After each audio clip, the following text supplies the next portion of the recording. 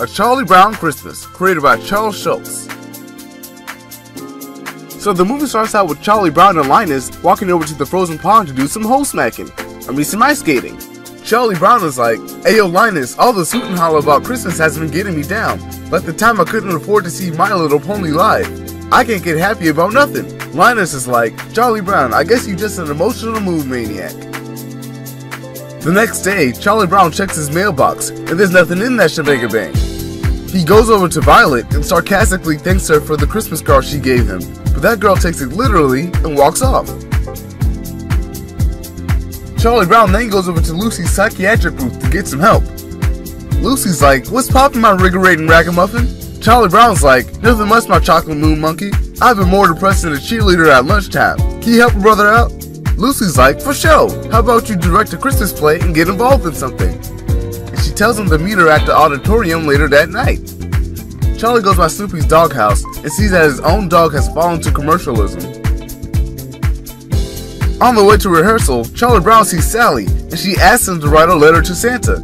Sally's like, "What's happening, my loyal window watcher? I've been really good this year, so I got a big ass list for you. But don't worry too much. Make it easy on yourself.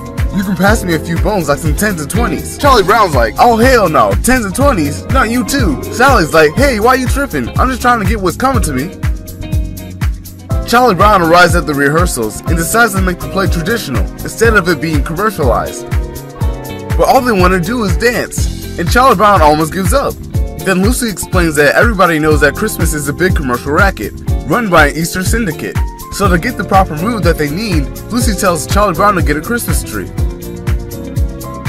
Charlie Brown takes Linus with him, and instead of getting a big extravagant tree, Charlie decides to get a small simple tree. When he takes it back to the rehearsal, the others start to rail into Charlie Brown, and then they all laugh at him. Even Snoopy laughs at him, that goddamn traitor.